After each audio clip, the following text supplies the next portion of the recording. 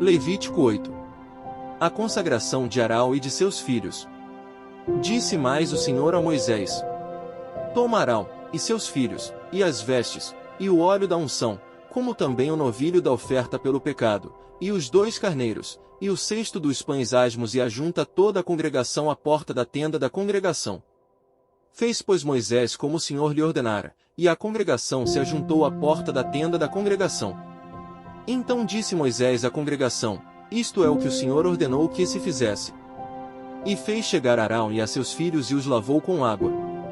Vestiu Arão da túnica, cingiu-o com o cinto e pôs sobre ele a sobrepeliz, também pôs sobre ele a estola sacerdotal, e o cingiu com o cinto de obra esmerada da estola sacerdotal, e o ajustou com ele. Depois, lhe colocou o peitoral, pondo no peitoral o urim e o tumim, e lhe pôs a mitra na cabeça e na mitra, na sua parte dianteira, pôs a lâmina de ouro, a coroa sagrada, como o Senhor ordenara a Moisés. Então Moisés tomou o óleo da unção, e ungiu o tabernáculo e tudo o que havia nele, e o consagrou, e dele aspergiu 7 vezes sobre o altar e ungiu o altar e todos os seus utensílios, como também a bacia e o seu suporte, para os consagrar. Depois derramou do óleo da unção sobre a cabeça de Arão e ungiu-o, para consagrá-lo. Também Moisés fez chegar os filhos de Arão, e vestiu-lhes as túnicas, e cingiu-os com o cinto, e atou-lhes as tiaras, como o Senhor lhe ordenara. Então fez chegar o novilho da oferta pelo pecado, e Arão e seus filhos puseram as mãos sobre a cabeça do novilho da oferta pelo pecado, e Moisés o imolou, e tomou o sangue, e dele pôs com o dedo, sobre os chifres do altar em redor e purificou o altar. Depois derramou o resto do sangue à base do altar e o consagrou, para fazer expiação por ele. Depois tomou toda a gordura que está sobre as entranhas, e o redenho do fígado, e os 2 rins e sua gordura, e Moisés os queimou sobre o altar. Mas o novilho com o seu couro, e a sua carne, e o seu excremento queimou fora do arraial, como o Senhor ordenara a Moisés. Depois fez chegar o carneiro do holocausto, e Arão e seus filhos puseram as mãos sobre a cabeça do carneiro. E Moisés o imolou e aspergiu o sangue sobre o altar, em redor. Partiu também o carneiro nos seus pedaços. Moisés queimou a cabeça, os pedaços e a gordura. Porém as entranhas e as pernas lavou com água, e Moisés queimou todo o carneiro sobre o altar, holocausto de aroma agradável, oferta queimada era ao Senhor, como o Senhor ordenara a Moisés. Então fez chegar o outro carneiro, o carneiro da consagração, e Arão e seus filhos puseram as mãos sobre a cabeça do carneiro. E Moisés o imolou, e tomou do seu sangue, e o pôs sobre a ponta da orelha direita de Arão, e sobre o polegar da sua mão direita, e sobre o polegar do seu pé direito. Também fez chegar os filhos de Arão, pôs daquele sangue sobre a ponta da orelha direita deles, e sobre o polegar da mão direita, e sobre o polegar do pé direito, e aspergiu Moisés o resto do sangue sobre o altar, em redor. Tomou a gordura, e a cauda, e toda a gordura que está nas entranhas, e o redenho do fígado, e ambos os rins e a sua gordura, e a coxa direita. Também do cesto dos pães asmos, que estava diante do Senhor, tomou um bolo asmo, um bolo de pão azeitado e uma obreia e os pôs sobre a gordura e sobre a coxa direita. E tudo isso pôs nas mãos de Arão e de seus filhos e o moveu por oferta movida perante o Senhor. Depois Moisés o tomou das suas mãos e o queimou no altar sobre o holocausto. Era uma oferta da consagração, por aroma agradável, oferta queimada ao Senhor. Tomou Moisés o peito e moveu-o por oferta movida perante o Senhor. Era a porção que tocava a Moisés, do carneiro da consagração, como o Senhor lhe ordenara.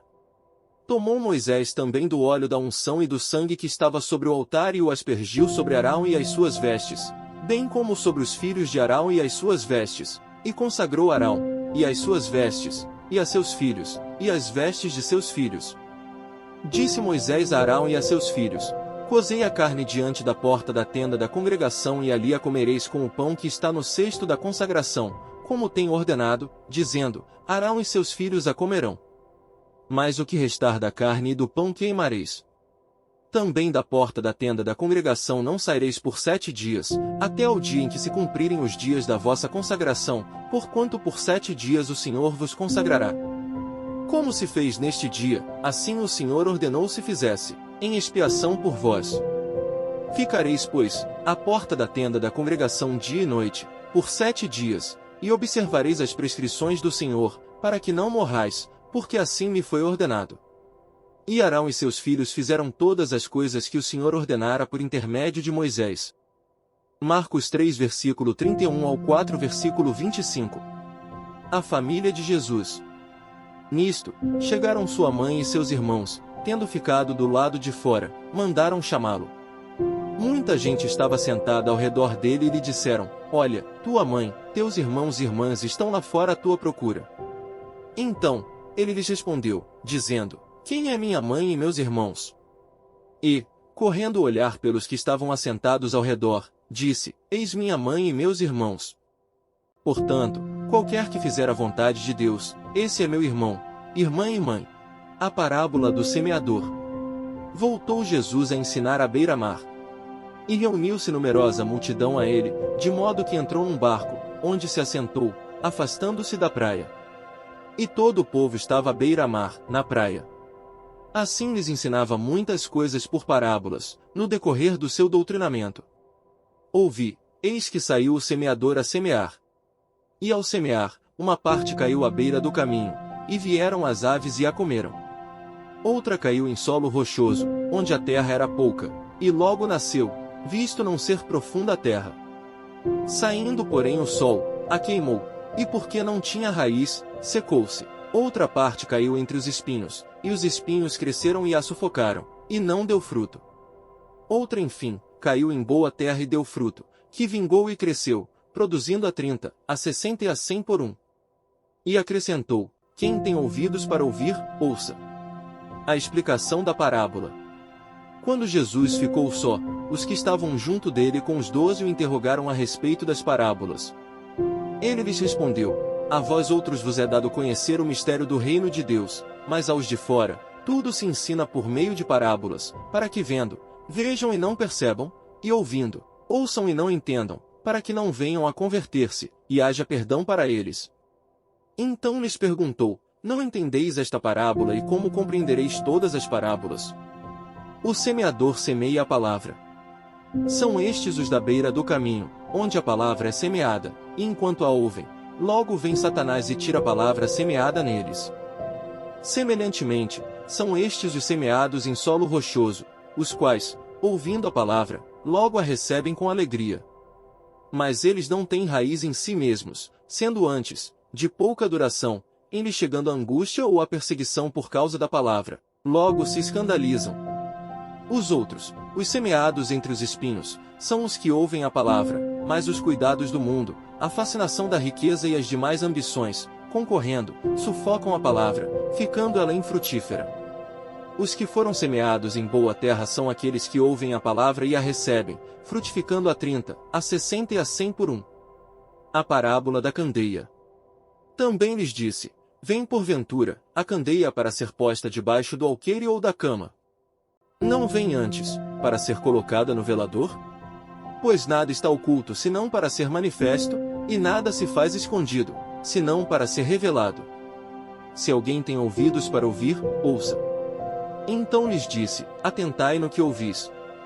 Com a medida com que tiverdes medido vos medirão também, e ainda se vos acrescentará. Pois ao que tem se lhe dará, e ao que não tem, até o que tem lhe será tirado. Salmos 37 versículos 12 ao 29. Trama o ímpio contra o justo e contra ele ringe os dentes.